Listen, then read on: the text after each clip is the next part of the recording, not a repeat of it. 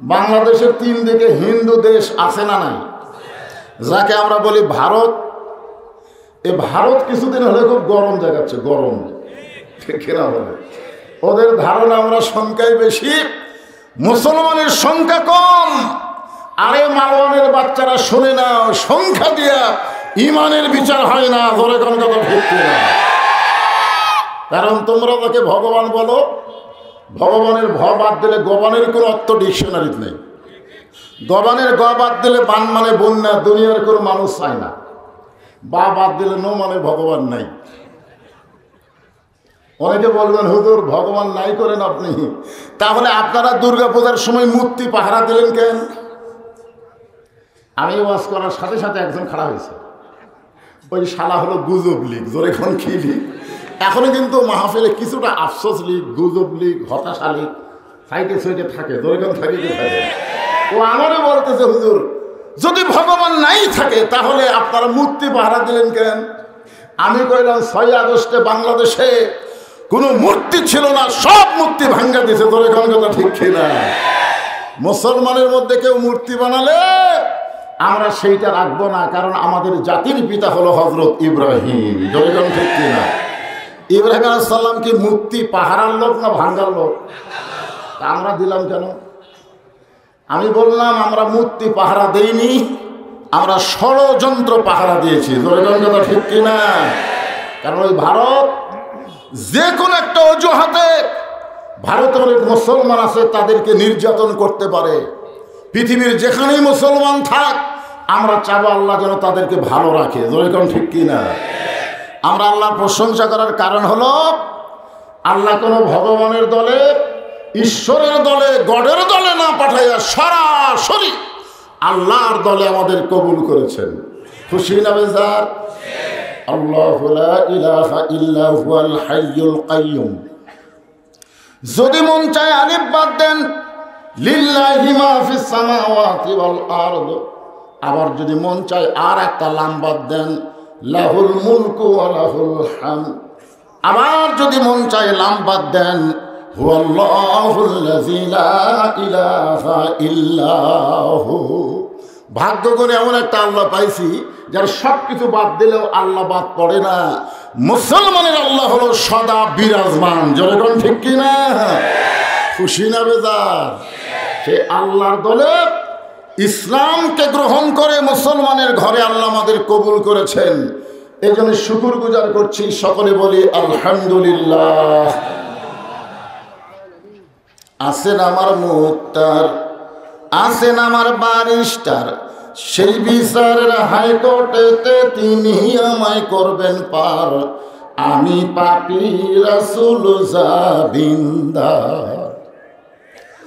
এমন একজন নবী আমরা পাইছি যাকে আমরা বললাম সাল্লি আলা সাইয়্যিদিনা মুহাম্মদ। তিনি শুধু আমাদের নবী না, তিনি হলেন আমাদের নেতা।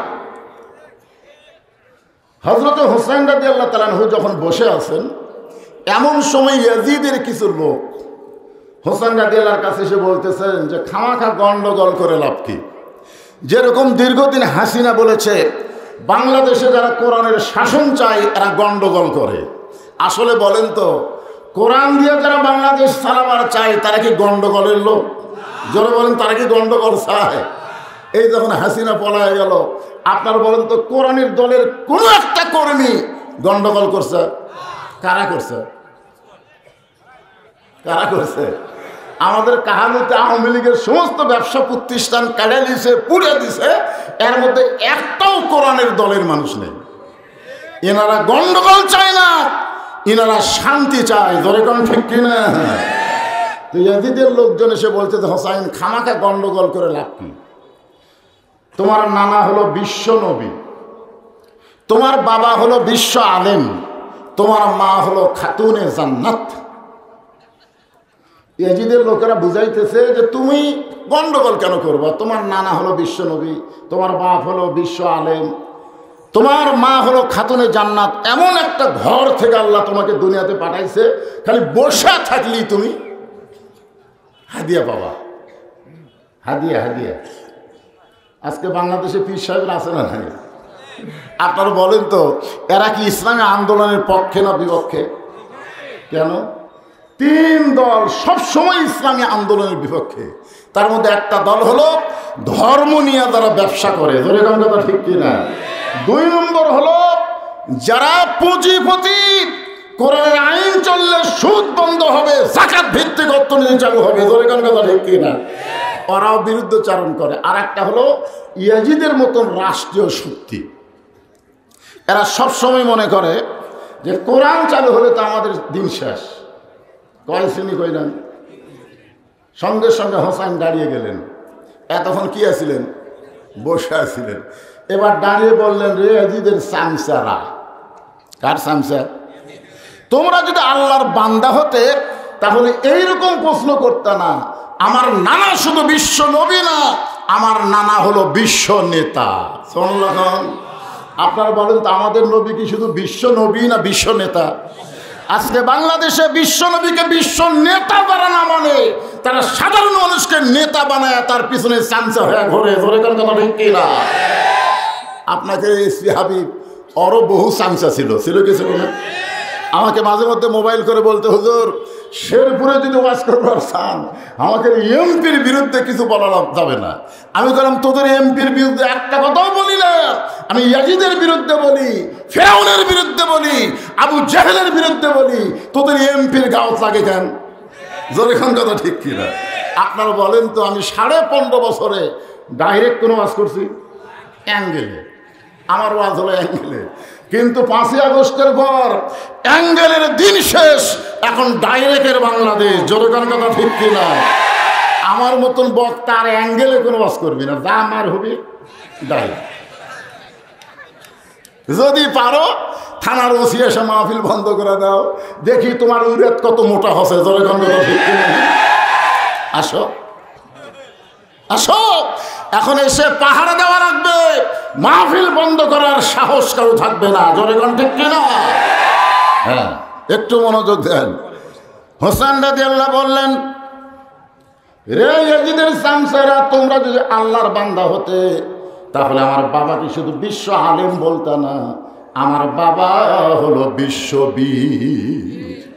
আপনারা বলতো হযরত আলী কি শুধু বিশ্ব আলেম? তিনি কি বিশ্ববীর। বাংলাদেশের যারাই বড় আলেম হবে তাদেরকে শুধু আলেম হয়ে থাকলে হবে না, বাতিলের বিরুদ্ধে হকের পক্ষে বীর হওয়া লাগবে। জোরে কোন কথা ঠিক কিনা? যে বীর হয়েছে মামুনুল হক, যে বীর হয়েছে আমির হামজা, এদেরকে অন্যায়ভাবে ফাঁসির সরকার জেলের মধ্যে বন্দি করে রাখছিল। জোরে কোন কথা ঠিক কিনা? তাহলে আলেম হয়ে কিতাব মোতালা করবা, তুমি যতই শেরপুরের প্রিন্সিপাল হও, আল্লাহ তোমাকে ছাড়বে না যতক্ষণ বাতিলের বিরুদ্ধে বীরত্ব না দেখাবা। জোরে কোন কথা ঠিক কিনা? 3 নম্বর কি? আমার মা শুধু খাতুনে জান্নাত না। তোমরা বললা যে আমার মা খাতুনে জান্নাত। আমার মা শুধু খাতুনে জান্নাত না, আমার মা হলো ফাতেমা তো জোহরা। এখানে আপনারা বলেন তো, ইয়াজিদের চামচারা কিভাবে মাইনাস করছিল যে তোমার নানা হলো বিশ্ব নবী? কি মাইনাস করছে? নেতা মাইনাস করছে। তোমার বাবা হলো বিশ্ব আলেম, বীর মাইনাস করছে। তোমার মা হলো খাতুনে জান্নাত, জহুরা, এটা মাইনাস করে দিছে। আজকে আমাদের বাংলাদেশে এরকম কিছু দল আছে না নাই, তারা খালি মাইনাস করে। জোরে কোন কি করে? মাইনাস। এখন আপনারা বলেন, আমাদের নবী কি শুধু বিশ্ব নবী না বিশ্ব নেতা? যেই নেতা জান্নাতের মধ্যে ঢুকেও আমাদের কথা বলেনি, আমাদের কথা বলেনি। লাইলাতুল মিরাজে নবী যখন জান্নাতে ঢুকলেন, ফেরেশতা জিবরাইল বললেন, ইয়া রাসূলুল্লাহ, আপনি যদি আর দুনিয়াতে না যান, আল্লাহ আপনাকে জান্নাত থেকে বের করে দিবে না। নবী বললেন, জিবরাইল তুমি কি মনে করছো আমি জান্নাতে থাকার জন্য ঢুকছি? আল্লাহ যদি আমাকে বলতো জান্নাতে গিয়ে থাকেন, আমি ঢুকতামই না। কারণ আমি নবী আমার জন্যে না, আমি নবী হলাম আমার উম্মতের জন্য। যতক্ষণ পর্যন্ত আল্লাহ আমার উম্মতদেরকে জান্নাত না দিবে, ততক্ষণ পর্যন্ত আমি নবী থাকার জন্য জান্নাতে ঢুকবই না। এখন আপনারা একটু জোরে সরে বলেন, যে বিশ্ব নেতা জান্নাতের মধ্যে গিয়ে আমাদের কথা বলে নাই, আমরা সেই নেতার পিছনে থাকবো? যাই নেতা বিপদে পড়ে যায়, কোনটার পাশে থাকবেন? পলানার পিছনে? যা ভুল করছেন করছেন। আর কোনো পলানো, কোন নেতার পিছনে আমরা থাকবো না। আমার নেতা তোমার বিশ্ব নবীর, সবাই বলা লাগবে আমার নেতা তোমার নেতা বিশ্ব নবীর চরিত্র। তার আগে আপনাদের শিখাইছি, মনে নেই? বিশ্ব নবীর চরিত্র ফুলের চাইতেও পবিত্র। আল্লাহ কোরআনে বলেছেন ওয়াইন্নাকা লাআলা খুলুকিন আযীম। ৯৯টা আল্লাহর নামের মধ্যে আজিম একটা নাম আছে। মহান চরিত্রের অধিকারী হলেন আমাদের বিশ্ব নবী। জোরে কোন সুবহানাল্লাহ। এত সুন্দর নেতা যখন কলেমার দাওয়াত দেওয়া শুরু করলেন, তখন নবী নিজে নিজে চিন্তা করতেছেন আমি যে নবী হলাম এইটা কার কাছে বলবো, আমি যে নবী এইটা কে বিশ্বাস করবে, এরকম চিন্তা যখন করতেছে তখনই নবীর বিবির সামনে এসে বলতেছে ইয়া রাসূলুল্লাহ আমি আপনাকে সর্বপ্রথম নবী হিসাবে স্বীকার করলাম। নবী মাথাতে হাত দেখায় আল্লাহ রে, স্বামীরে নবী বলা বউ, ৪২ বছরের ওয়াজ করতেছি এখন পর্যন্ত আমার বউ আমাকে হুজুরই হয় না। একদিন ৫০০ টাকা দিয়ে কইলাম একবার হুজুর কও, আবার ৫০০ টাকা দিলে আরেকবার হুজুর কবা। বহু টাকা দিয়ে গেলে হাসে, মানে হাসো কেন? হুজুর করতে শরম লাগে। আমি বললাম শরম কেন লাগে? বলে জনগণ আপনাকে চিনে না তাই হুজুর কয়, কিন্তু আমি তো চিনি আপনি কি। যত জায়গায় কলেমার দাওয়াত দেন, কোরআনের ওয়াজ করেন, নিজের বইয়ের কাছে হুজুর হওয়া খুবই কঠিন। জোরে করেন না ঠিক কিনা? আর সর্বপ্রথম বিশ্ব নেতা নিজের বিবির কাছে নবী হয়ে গেলেন। আল্লাহ কোরআনে বললেন লাকাদ কানা লাকুম ফি রাসূলিল্লাহি উসওয়াতুন হাসানা। নিঃসন্দেহে নিঃসংকোচে একজনকেই নেতা হিসেবে মেনে নেওয়া যাবে, তিনি হলেন আমাদের নবী। জোরে করেন ঠিক কিনা? এই জন্য আল্লাহ বলেছেন আতিউল্লাহ ওয়া আতিউর রাসূল। দেখেন আতিউল্লাহ ওয়া আতিউর রাসূল, এরপরে আল্লাহ বললেন ওয়া উলিল আমরি মিনকুম। এখানে তো আল্লাহ বলতে পারতেন ও আতিউ উলিল আমরি মিনকুম, কিন্তু ও আতিউ কেন বললেন না? এটা না বলার পেছনে কারণ হচ্ছে আমার দবির ভাই বুঝবার পারছে। বলেন তো মসজিদে কোনো ইমাম সাহেব যখন নামাজ পড়ায়, মনে করেন আসরের নামাজ ৪ রাকাত, কয় রাকাত? 2 বৈঠক দেওয়া লাগে। কয় বৈঠক? 2 রাকাতের পরে একটা, 4 রাকাতের পরে একটা। কিন্তু ইমাম টাইটেল পাস দাওরা পাস 2 রাকাতে বসেছে, আবার 3 রাকাতেও বসেছে। এখন আপনারা কি মনে করবেন হুজুর টাইটেল পাস দাওরা পাস এতদিন 4 রাকাত পড়াছে, আজকে 3 রাকাত বসিছে, আমরা কিছুই কম না। কোনো লোক যদি কিছু না কম নামাজ হবে? কেন হবে না? কারণ নবীর তরিকা হলো 2 বার বসা লাগবে 4 রাকাতের ভিতরে। উনি 2ও তো বসেছে, 3ও তো বসেছে, তার মানে নবীর তরিকা কি করছে? মাইনাস করে দিছে। এখন আপনাদের দায়িত্ব কি? আল্লাহু আকবার, আল্লাহু আকবার বলে নেতাকে খাড়া করা। কিন্তু নেতা যদি মনে করে 42 সাল পর্যন্ত আমি উঠবো না, সারা নেতারা এ কাউয়া কুটি গেল রে। আইয়া 2-3 জন ধরে স্টেজে তুলে দেওয়া লাগে, আর মাইক পায়া বলে খেলা হবে। রে পাগলা, খেলবার গেলে মাজাত বল থাকা লাগবে। ধরে কর কথা ঠিক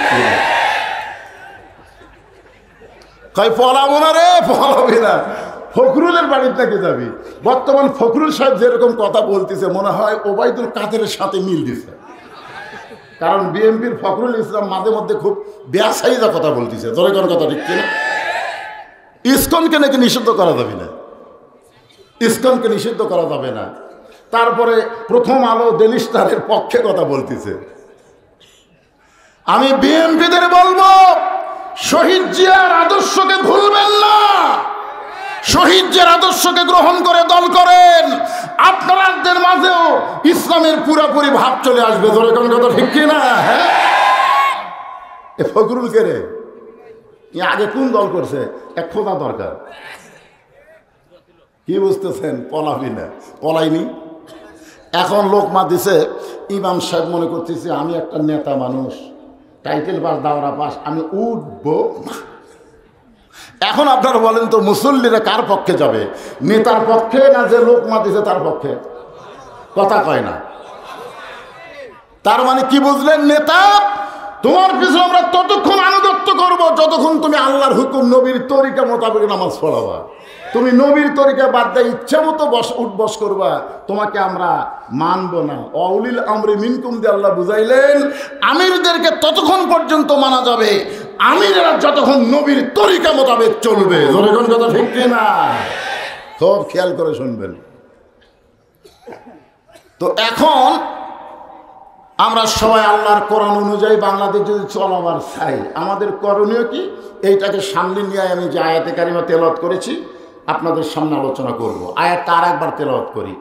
ইয়া আইয়ুহাল্লাযীনা আমানুস্তাঈনু বিস-সাবরি ওয়াস-সালাহ ইন্নাল্লাহা মা'আস-সাবিরিন। আপনারা বলেন তো, কোরআন দিয়ে যখন বাংলাদেশ চালু হবে, যিনি বাংলাদেশের প্রধানমন্ত্রী হবেন, তার 1 নম্বর দায়িত্ব কি? নামাজ পড়া না কায়েম করা? আল্লাহ কোরআনে বলতেছেন 4টা কাজ করা লাগবে, 4টার মধ্যে ওর 1 নম্বর আছে। আল্লাযীনা ইম্মাক্কান্নাহুম ফিল আরদ, মুসলমানের মধ্যে কাউকে যখন ক্ষমতার চেয়ারে দেওয়া হবে, তার 1 নম্বর দায়িত্ব হলো আকামুস সালাত, নামাজ কায়েম করা। আচ্ছা, সরকার যদি নামাজ কায়েম করে, তাহলে আমাদের ছেলেদের চরিত্র কেমন হবে? কয় ভোট দিবি? আপনারা বলেন তো, যারা একলাই 10টা ভোট দিছে, খুঁজলে দেখবেন ওই শালারা জুম্মার নামাজও পড়ে না। ধরে কথা দেখে,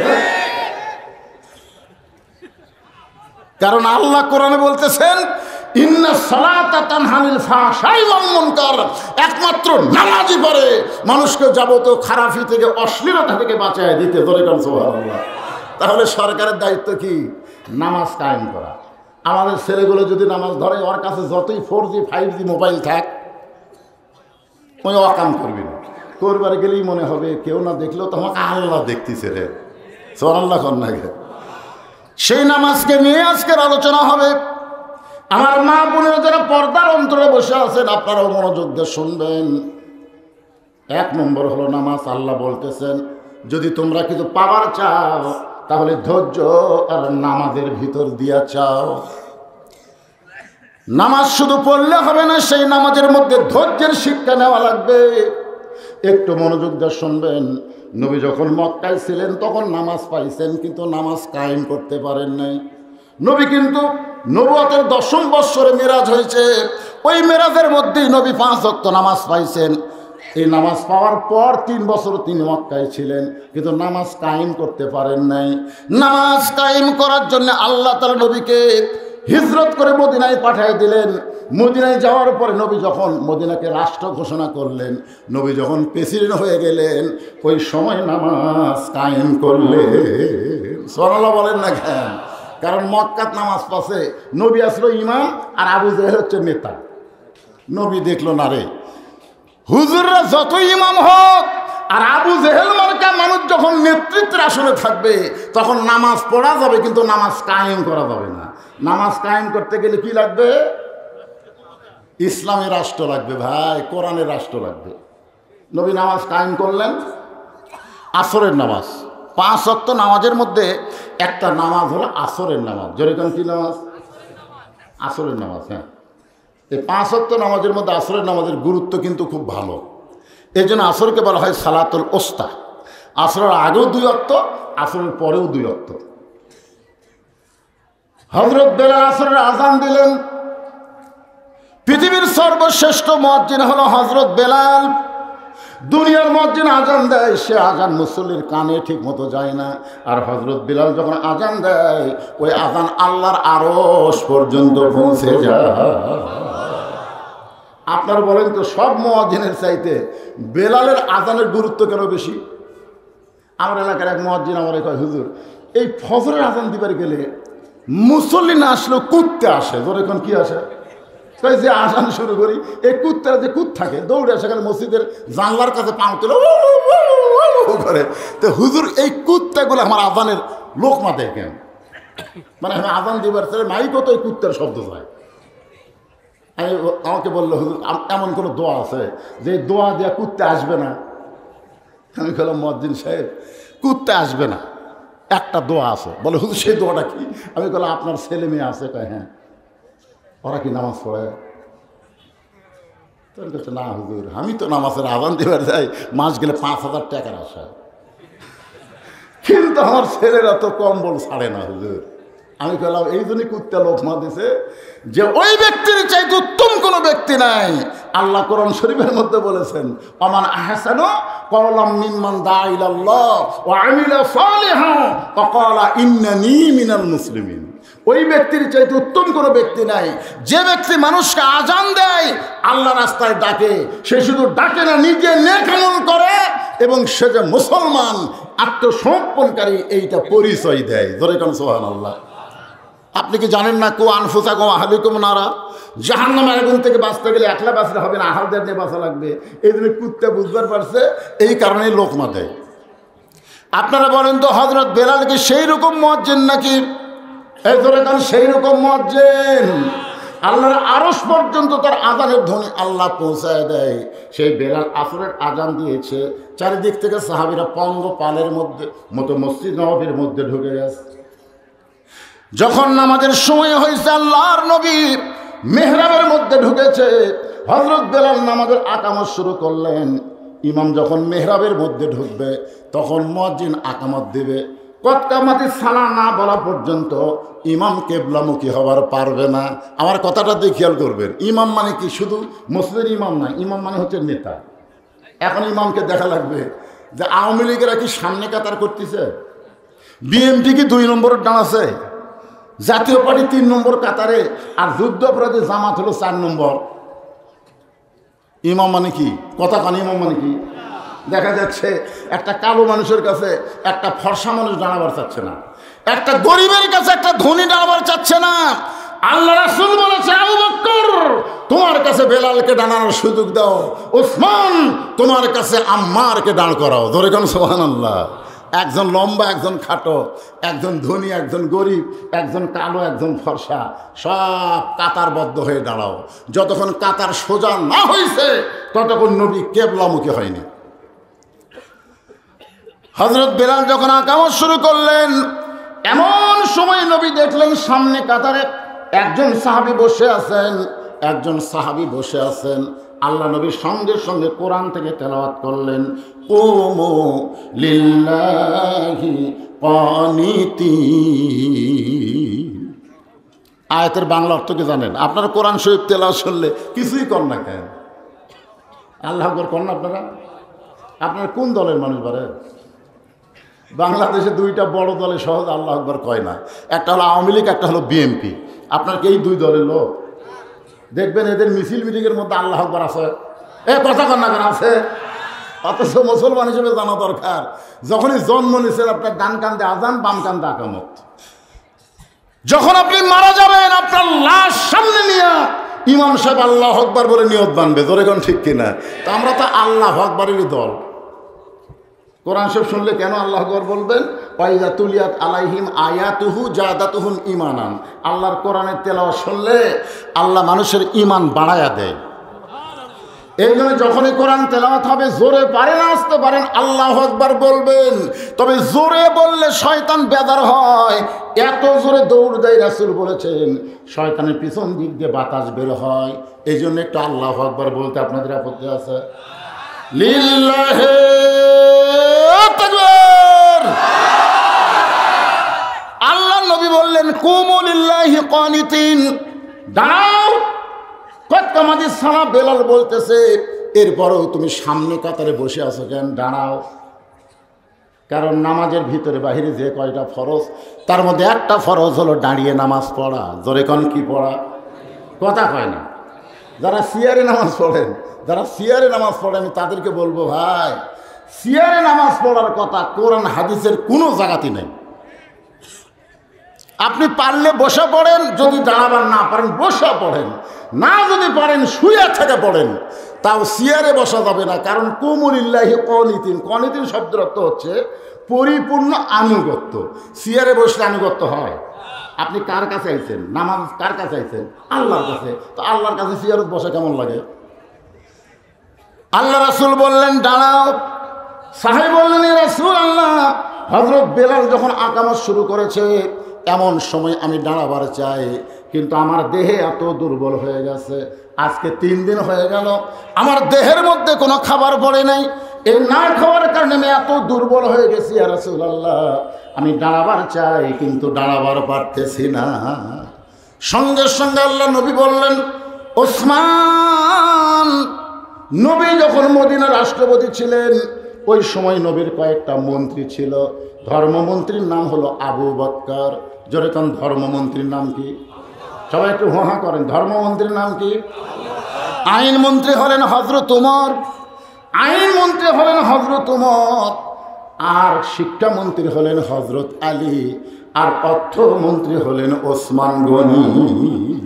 আমি এখানে কয়টা মন্ত্রীর নাম করলাম? 1 নম্বর হলো ধর্মমন্ত্রী, নাম কি? আবু বকর। আইনমন্ত্রী ওমর। আর বাংলাদেশের আইনমন্ত্রী শালা নৌকা ধরা পড়ছে পারে, যে নৌকা নৌকা সারা জীবন করলো, ওই নৌকায় ওকে কাজ হয়ে গেল। ধরে কথা ঠিক কিনা? লঙ্গি পরে এক 60 দাস আর যখন ধরলো, ধরার পর নিয়ে যাচ্ছে, তখন চোখ টেরা করে, কি রে কেউ চিনবার পারতেছে না, কারণ দাড়ি কামাছে, মাথার কলম দিছে। আর চিনবি কে? দেখো এটা কে? কয় দরবেশ বাবা। হায় হায়, কি সুন্দর সাদা দাড়ি। কয় সব কামাছে, বিপদ করলে দাড়ি থাকে। আর এরাই হলো ধর্মের নামে মিথ্যাবাদী, যারা মাথায় টুপি দিয়ে মুখে দাড়ি রাখে, আবার বিপদে কামায় ফেলে। ধরে করে কথা ঠিক কিনা?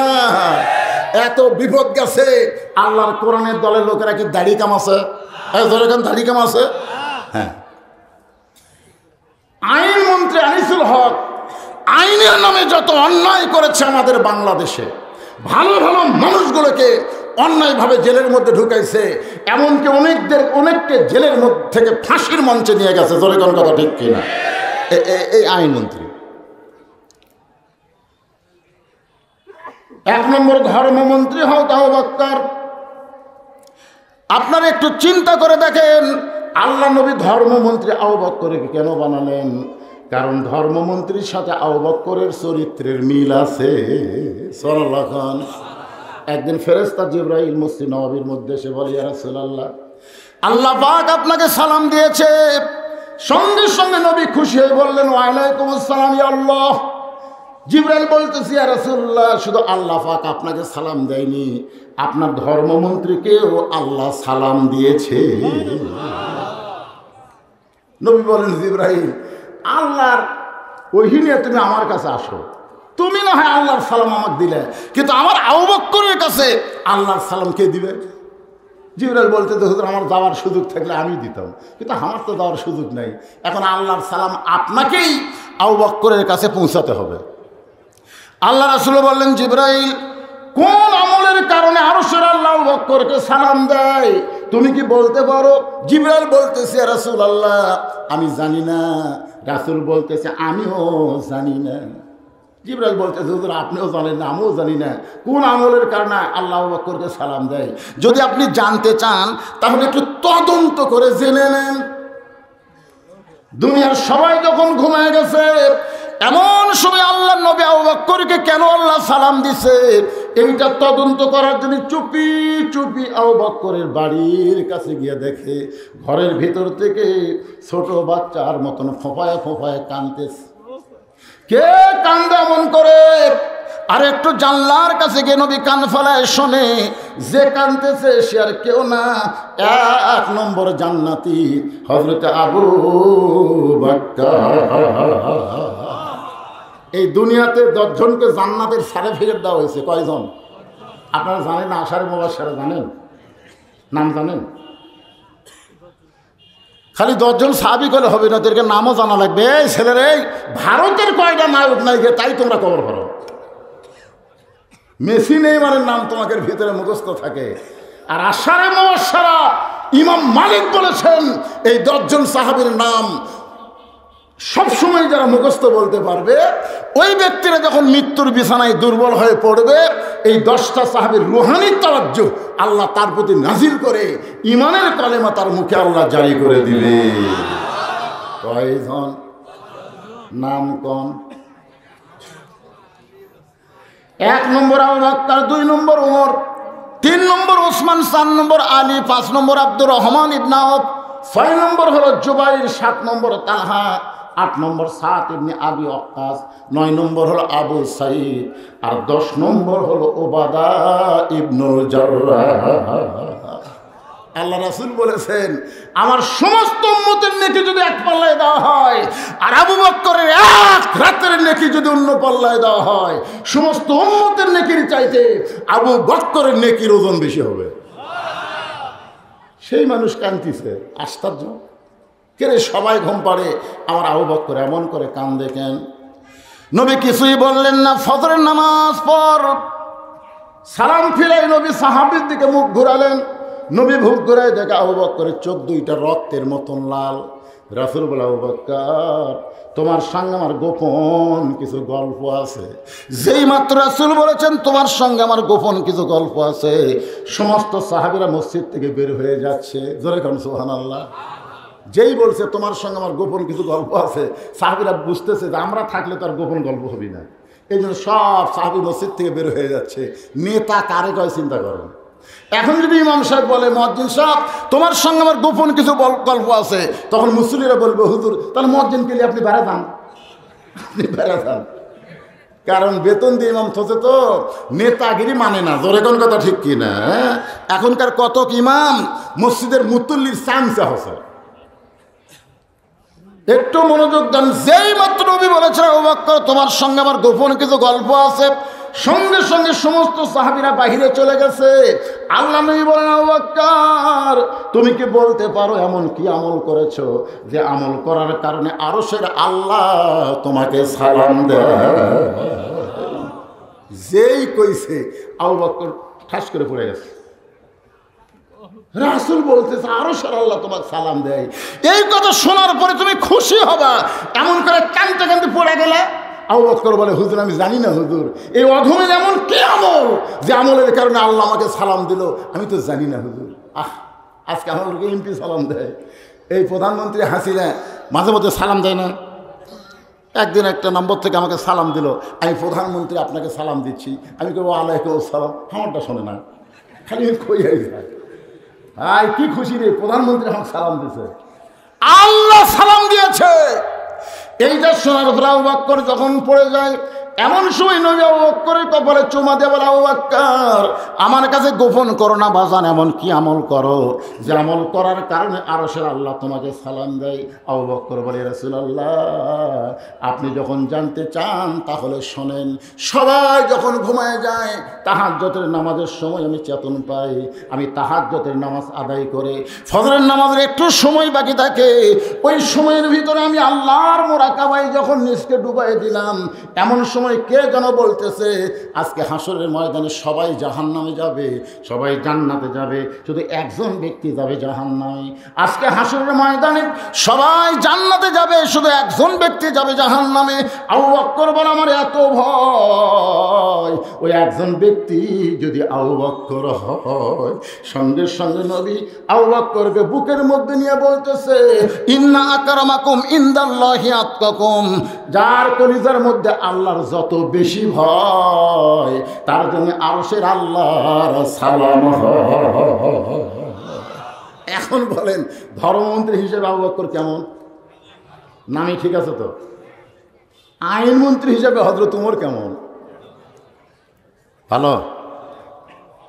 দেখুন কেমন আইন, তার মধ্যে লম্বা জুব্বা করে খুতবা দিচ্ছে, অর্ধ পৃথিবীর খলিফা। আইন কারে কয় একটু দেখে। মাঝখান থেকে এক সাহাবী দাঁড়িয়ে বলতেছে, আমিরুল মুমিনিন আমাকে খাটো পাঞ্জাবি দিয়ে আপনি লম্বা জুব্বা করে খুতবা দেন, যতক্ষণ পর্যন্ত আপনার লম্বা জুব্বার ওয়াজ না করবেন আপনার কোনো ওয়াজ আমরা শুনবো না, কোনো খুতবাই শুনবো না। ওমর ফারুকের চোখ দিয়ে দর দর করে পানি পড়তেছে। এমন সময় আব্দুল্লাহ ইবনে ওমর ফারুকের সন্তান বাবার পাশে দাঁড়ায় বলে, রে নবীর সাহাবীরা, আমার বাবার লম্বা জুব্বা দেখে তোমরা বাবার খুদ্া শুনবা না? তোমরা কি জানো আমার বাবার জুব্বা লম্বা হওয়ার কারণ কি? তোমরা লক্ষ্য করে দেখো, খাটো পাঞ্জাবি হলেও তোমরা নতুন কাপড় পরে আইছো, কিন্তু আমার পরে নতুন কোনো কাপড় নাই। ওসমান গনি বলে, আব্দুল্লাহ আজকে জুমার দিনে সবাই নতুন কাপড় পরেছে, তুমি কেন নতুন কাপড় পরো নাই? আব্দুল্লাহ বলতেছে, ওই আইনের মানুষটাকে জিজ্ঞাসা করো, এই আইনের মানুষটাকে জিজ্ঞাসা করো। সবাই যখন ঘুমায় গেছে, ওই মানুষটা আমার দরজায় গিয়ে বলে, আব্দুল্লাহ আব্দুল্লাহ দরজা খোল। আমি দরজা খুলে দেখি বাবার হাতে একটা পাঞ্জাবি। আমি খুশি হয়ে বললাম, বাবা একটা পাঞ্জাবি বাইতুল মাল থেকে আমারে দিছে, আর একটা গভীর রাত্রি দিবার আইছেন।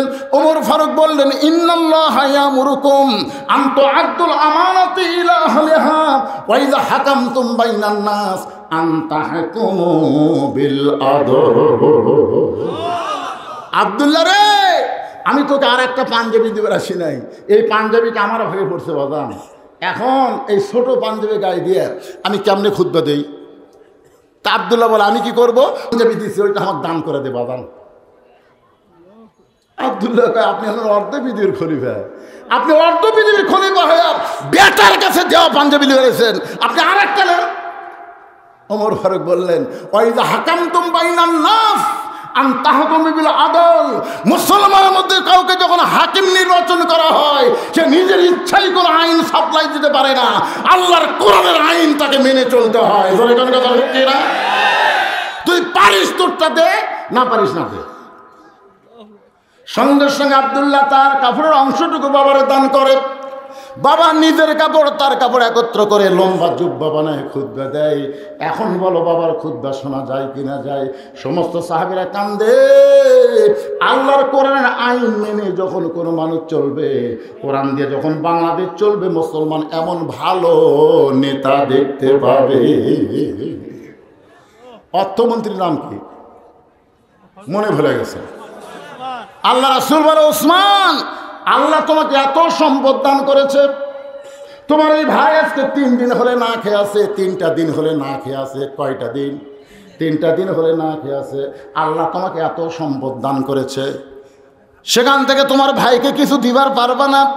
ওসমান গনি চোখের পানি বের করে বলে, রাসূলুল্লাহ আমার ভাইটা আজকে 3 দিন হলে না খেয়ে আছে, এটা যদি আমি আগে জানতাম তাহলে নিজে না খাইয়া আমার ভাইয়ের বাড়িতে খাবার পৌঁছে দিতাম। আপনার বলেন তো, ওসমান গনি কি কথা ঠিক কইছে না মিথ্যা কইছে? তার জীবনী পড়ে দেখেন। আমি যখন প্রথম 11 সালে হজ করতে গেলাম, জান্নাতুল বাকিতে ঢুকতে গিয়ে যার কবরটা সবার সামনে পড়ে, সেই কবরটাই হলো ওসমান গনির কবর। জোরে খান সুবহানাল্লাহ। এখানে অনেক হাজি সাহেব আছেন, প্রায় হাজি, শুনে দেখবেন। একেবারে জান্নাতুল বাকির মধ্যে ঢোকার সাথে সাথে যে কবরটা সামনে পড়বে, ওসমান গনির কবর। কোনো গম্বুজ নাই ভাই, কোনো গম্বুজ নাই, খালি পাথর দিয়ে একটু চিহ্ন করে রাখছে। ভিতরে একটা পাথর, সেই পাথরের গায়ে খোদাই করে লেখা আছে ওসমান গনি। আল্লাহ কোরআনে বলেছেন, আল্লাহু গানিয়ুন ওয়া আনতুমুল ফুকারা। আমি আল্লাহ হলাম ধনী, পৃথিবীর সবাই হলো ফকির। রাসূল বলেছেন, ইল্লা ওসমানু গানিয়ুন। সাহাবারা বলে, রাসূলুল্লাহ আল্লাহ ওসমানকে গানি ডিগ্রি কেন দিল? আল্লাহ রাসূল বলতেছেন, তাহলে শোনো। একদিন মসজিদ নববীর মধ্যে আমি বসে আছি, এমন সময় ক্ষুধার্ত লোক এসে আমারে বলে, ইয়া রাসূলুল্লাহ যদি পারেন তো আল্লাহর রাস্তে আমাকে একটু সহযোগিতা করেন। সঙ্গে সঙ্গে নবী জুব্বা তুললেন। গরিব সাহাবী তাকে দেখে ক্ষুধার জ্বালায় নবী পেটে পাথর বাঁধে বসে আছেন। সাহাবী যখন যাবার চাই, রাসূল বললেন, কোথায় যাবে? বলে, হুজুর আমার চাইতেও আপনি বেশি গরিব। আমি 3 দিন হলে না খাইয়া পেটে পাথর বান্ধি নাই, কিন্তু আপনি পেটে পাথর বান্ধে যখন বসে আছেন, আপনি আমারে কি দিবেন? রাসূল বলে, আমি দিবার পারলাম না, বরং তোমাকে এমন একজন ব্যক্তির কাছে পাঠাবো যে গেলে তোমাকে অনেক কিছু দিয়ে দিবে। যাও, ওসমানের কাছে যাও। নবীর কথা মতো গরিব সাহাবী ওসমান গনির দরবারে গেছে সন্ধ্যার সময় গিয়ে দেখে ওসমান গনির ঘরে একটু আলো বেশি হয়েছে। ওসমান গনি শোলটা টাইনা টাইনা ঘরের আলো কমাইতেছে। গরিব মনে মনে কয় আমি যতই গরিব হই আর চাইতে বেশি আলো আমার ঘরে জ্বললেও আমি কোনোদিন আলো কমাই না। এত কৃপণের কৃপণ, সামান্য আলো বেশি, সে আলোটাই না কমায়, এ আমার কিছুই দিবে না। নবীর কাছে গিয়ে বলে রাসূলুল্লাহ আপনি দিবার পারবেন না, ঠিক আছে, কিন্তু এমন কৃপণের কাছে আমার কেন পাঠাইছেন? রাসূল বলে তুমি কি তোমার অভাবের কথা কইছো? বলে যা দেখলাম অভাবের কথা বলার সাহস পাই নাই। নবী রাগ করে বলেন আবার যাও। পরদিন সকালবেলা ওসমান গনির দরবারে গরিব সাহাবী গিয়া দেখে ওসমান গনি যেই বালিশে মাথা দিয়ে ঘুম পাড়ে ওই বালিশের কোনা ফাইটে সামান্য তুলা ঘরের মধ্যে পড়ছে। ওসমান গনি তুলাটা খুঁটাইয়া খুঁটাইয়া বালিশের খোলের মধ্যে ঢুকায়। হঠাৎ নাকের নিঃশ্বাসে একটা তুলার ফুরাঙ্গি উড়ে যাচ্ছে। ওসমান গনি ওইটা দুই লোক দিয়ে খপ করে ধরে আবার বালিশের খোলের মধ্যে ঢুকায়। গরিব কয় আল্লাহ রে, এর চাইতে বেশি তুলা যদি আমার ঘরে পড়ে আমি সামটা দিয়ে ঝাড় দিয়ে ফেলা দিব। এমন কৃপণের কৃপণ, এ আমার কি দান করবে? নবীর কাছে গিয়ে বলে রাসূলুল্লাহ হুজুর আপনি দিবার পারেন না, ওই কৃপণের কাছে আমার কেন পাঠাইলেন? রাসূল বলে তুমি কি তোমার অভাবের কথা কইছো? বলে বলার সুযোগ পাইনি। নবী রাগ করে বলেন আবার যাও।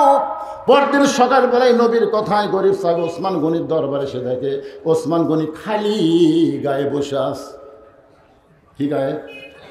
কিছুক্ষণ পর লক্ষ্য করে দেখে কোলের মধ্যে একটা পাঞ্জাবি, সেই পাঞ্জাবি আবার আলগা করছে, কয়েক জায়গায় পাঞ্জাবি ছিঁড়ে গেছে। ওসমান গনি নিজের হাতে পাঞ্জাবিতে তালি দিবে, এই পাঞ্জাবি সেলাই করবে, এই কারণে সুয়ের মধ্যে সুতা ঢোকাবার চাই, কিন্তু চোখের পাওয়া নিজের হাতে সর্বপ্রথম যিনি কোরআন শরীফ লেখছে তার নাম কি? ওসমান গনি। জের জবর নক্তা সব কিছু ঠিক মতো দেওয়ার কারণে তার চোখের পাওয়ার একটু কমে গেছে, যার কারণে সুইয়ের মধ্যে সুতা ঢুকাবার পারতেছে না। সুই ধরে এরকম সুতা এদিক দিয়ে যায় এদিক দিয়ে যায়। গরিব মনে মনে কয় এরকম হাজার জুব্বা কিনা ওসমান গনি গায়ে দিবার পারবে? আর নিজে যখন পারবে না দর্জির কাছে দিবে। কি কৃপণের কৃপণ, নিজেই জুব্বা সেলাই করবে কিন্তু সুইয়ের মধ্যে সুতা ঢুকাবার পারতেছে না। গরিব সাহেব রাগ করে বলে ওসমান ভাই। ওসমান তাকায় বলতেছে আসসালামু আলাইকুম, কখন আইছেন? বলে এই দিয়ে যাচ্ছিলাম। আপনি সুয়ের মধ্যে সুতা ঢোকাবার পারতেছেন, আমি একটু ঢুকাইয়ে দেই। ওসমান গনি বলে ভাই তাহলে বড় তো উপকার হয়। এর গরিব সাহেব সুইটা নিয়ে যেই মাত্র সুতা ঢুকাই দিছে ওসমান খপ করে হাত ধরছে। গরিব বলে আমার হাত ধরলেন কেন? বলে তুমি আমার সুয়ের মধ্যে সুতা ঢুকাইয়া আমাকে ছেঁড়া পাঞ্জাবি সেলাই করার সুযোগ করে দিলে, এর বিনিময়ে তুমি কি চাও? গরিব মনে মনে করে যে দেখা তিনবার দেখছি, এর মতন কৃপণ দুনিয়াতে নেই, কি দিবে? গরিব রাগ করে বলতে হাত খালি ছেড়ে দেন আমি চলে যাই। ওসমান গনি বলতে ভাইজান এত বড় উপর করেছো, তোমাকে খালি তো যাবার দেব না, বলো তুমি কি চাও? গরিব বলতেছে আমার কোনো কিছুর দরকার নাই। ওসমান গনি ডাকতে বলে ম্যানেজার। ম্যানেজার বলে হুজুর আমারে ডাকলেন কেন? বলে ডাকার কারণ হলো এই ব্যক্তি আমার সিনা পাঞ্জাবি সেলাই করতে গিয়া আমার সুয়ের মধ্যে সুতা ঢুকায় দিছে, এর বিনিময় 100 উট একে দিয়া দাও। গরিব বলে হুজুর কি কইলেন? এই সামান্য সুয়ের মধ্যে সুতে ঢুকাই দিলাম, তার কারণে 100 উট দেবেন। ওসমান গরিব আর ম্যানেজার এই গরিব ভাইকে 200 উট দিয়া দাও। গরিব বলে হুজুর কি বলেন? সামান্য সুয়ের মধ্যে সুতা ঢুকাইলাম, 200 উট দিবেন। ওসমান বলে ম্যানেজার ফার্মে কত উট আছে? বলে 2000-এরও বেশি। বলে সব উট আমার ভাইকে দিয়ে দাও। গরিব চিল্লায় বলে হুজুর আর বাড়াবেন না, আর বাড়াবেন না, সামান্য সুয়ের মধ্যে সুতা ঢুকাইলে আপনি আমার 2000-এর বেশি উঠ দিবেন কেন? তাহলে পরপর 3 বার আমি কি দেখলাম? ওসমান বলে ভাই কি দেখছো? বলে প্রথম দেখছি ঘরে আলো বেশি, বলে আলো আপনি সলতে টাইনা টাইনা ঘুমাইলেন। তারপরে দেখলাম আপনি বালিশ ফাইটা তুলা পড়ে গেছে, ওই তুলা খুঁড়ে খুঁড়ে বালিশের খোলের মধ্যে ঢুকালেন। তারপরে দেখলাম সেরা পাঞ্জাবি সেলাই করবেন কিন্তু সুয়ের মধ্যে সুতা ঢোকাবার পারতেছেন না। ওসমান কান্দের বলে ভাই তুমি 3 বার যেইটা দেখেছো তার নাম হলো দুনিয়া, তুমি 3 বার যেইটা দেখেছো তার নাম কি? আর তোমার যে 2000 উট দিলাম এইটা হলো আখিরাত। কারণ দুনিয়ার আলোর ওসমানের দরকার নাই, দুনিয়ার ভালো বালিশের দরকার ওসমানের নাই, এই দুনিয়ার ভালো জুব্বার দরকার ওসমানের নাই। ওসমান হলো আখিরাতের কাঙ্গাল। তোমাকে 2000 উট দিয়া ওসমান আখিরাতে পাবার আশা। ধরে বলেন না সুবহানাল্লাহ। এখন বলেন অর্থমন্ত্রী হিসাবে হযরত ওসমান কেমন ছিলেন? জোরে বলেন। নবী ডাক দেন, ওসমান তোমার ভাই আজকে 3 দিন হলে না খেয়ে আছে, এত সম্পদ আল্লাহ তোমাকে দান করেছে, সেখান থেকে তোমার ভাইকে তুমি কিছু দিয়া দাও। ওসমান বলে হুজুর আমার কোনো আপত্তি নাই, এমন দেওয়া দিব আর যেন কোনোদিন না খেয়ে থাকা না লাগে। ধরে কর না সুবহানাল্লাহ। নবী খুশি হয়ে বলেন, এই আজকের দিনে বসে থাকে নামাজ পড়ো, আজকে বসে থাকে নামাজ পড়ো। নামাজ শেষ হলে ওসমানের বাড়ি যাবে, এমন দেওয়া দিবে আর না খেয়ে থাকা লাগবে না। সঙ্গে সঙ্গে গরিব সাহাবী ছোট বাচ্চার মতন কাঁদতেছে। আল্লাহ রাসূল বলে, নামাজ শেষ করে ওসমানের বাড়ি যাওয়ার কথা শুনে কান্দো কেন? বলে, ইয়া রাসূলুল্লাহ আস্তাইনু বিস-সাবরি ওয়াস-সালাহ ইন্নাল্লাহা মা'আস-সাবিরিন। নামাজ পড়তে পড়তে আমার ঈমান এমন পর্যায়ে গেছে, ইয়্যাকা না'বুদু ওয়া ইয়্যাকা নাস্তাইন, যদি সাহায্য লাগে একমাত্র কার কাছে যাব? দরকার হলে না খাইয়ে মরে যাব, কিন্তু যতক্ষণ আমার ঈমান বলবে আল্লাহ দিবার পারবে, ততক্ষণ আমি আল্লাহ ছাড়া ওসমানের কাছে যাব না। কথাটা খেয়াল করছে? যতক্ষণ আমার ঈমান বলবে যে আল্লাহ হামাক দিবে। আপনাকে ঈমান কি কয়? ভারত যদি আমাকে পারমাণবিক বোমা মারে, যে কিছুদিন হলে ভারতের কয়েকটা পাতি নেতা চিল্লাচিল্লি করতেছে, আজকে আমার ফেসবুকে দেখলাম ওরা নাকি বর্ডারের দিকে গাড়ি নিয়ে আসতেছে অস্ত্র নিয়ে। দেখেন আজকে, আপনার তো মুরব্বী মানুষ, ছেলে ফেলে যারা, তারা মাঝে মাঝে ফেসবুকে দেখে। আজকে দেখলাম যে ওরা শত শত গাড়ি বাংলাদেশের বর্ডারের কাছে আসতেছে, ওই হাসিনাকে রক্ষা করার জন্য গোটা বাংলাদেশটাকে এরা শেষ করে দিবি। জয় শ্রীরাম করছে আর সামনের দিকে আসতেছে। আমি কইলাম, মালওয়ানের যা তোরকে পাওয়ার যে কি আমি নিজের চোখে দেখছি। আমি কাজীপুর পৌর সর্বতে গাড়ি থুয়া নদীর ওই পারে আমার মাঝনা বাড়ি মাহফিল।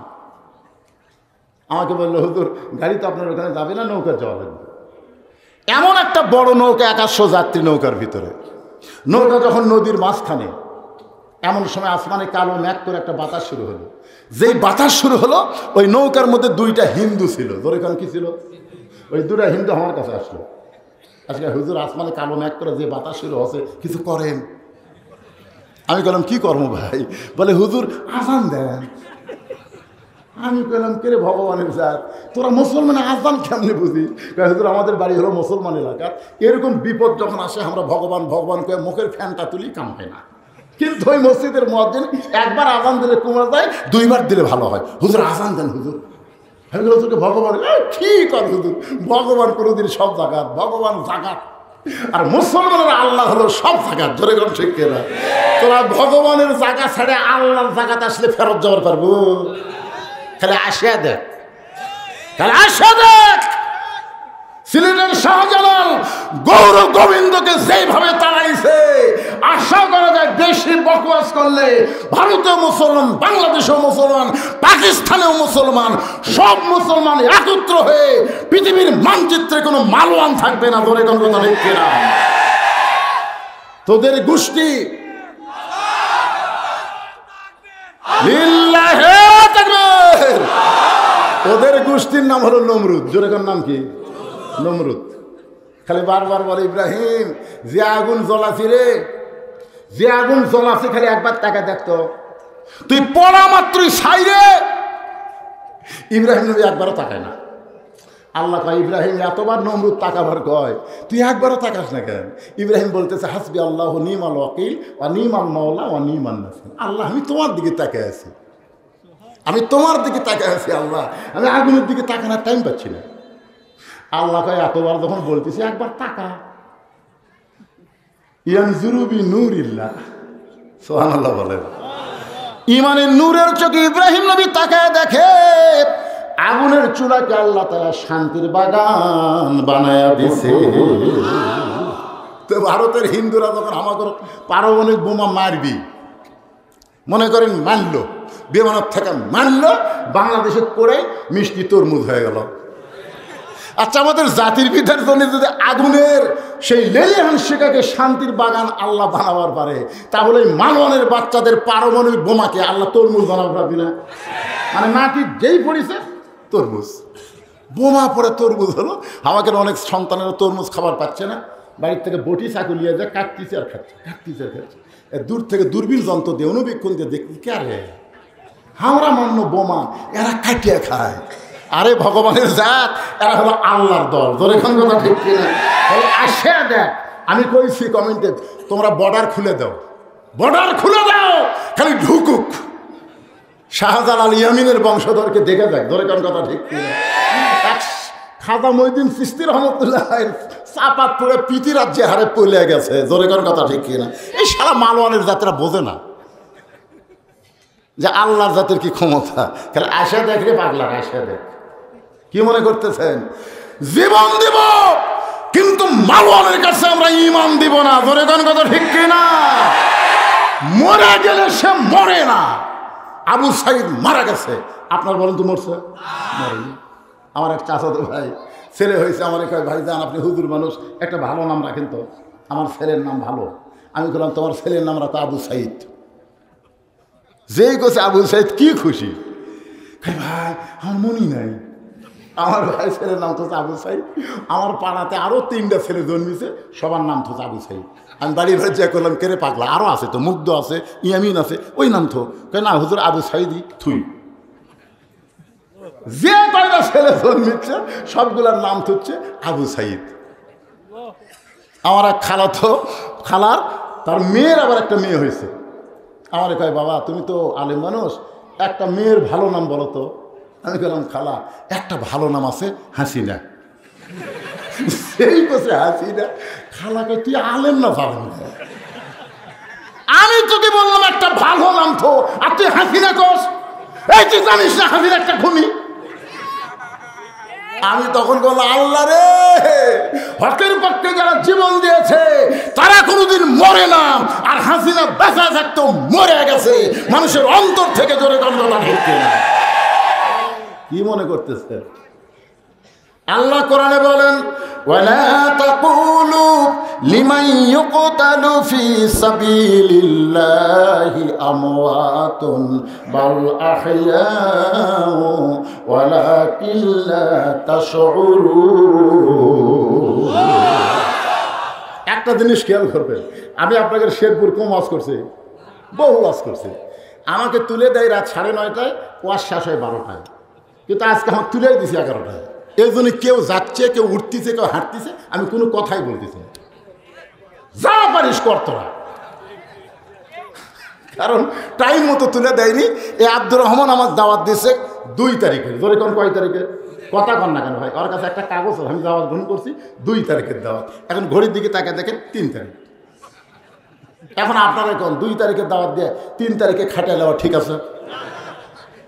তো এই জন্য কেউ যদি যান চলে আসেন, চলে আসেন। এরা মাইকেল করছে মাহফিল হবে 2রা ডিসেম্বর। জোরে খান কথা ঠিক কিনা?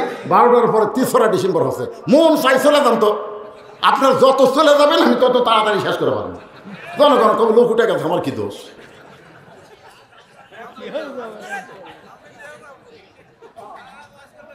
না না না, যাচ্ছে তো হয়েছে, দেখেন অন্য কাজে যাচ্ছে।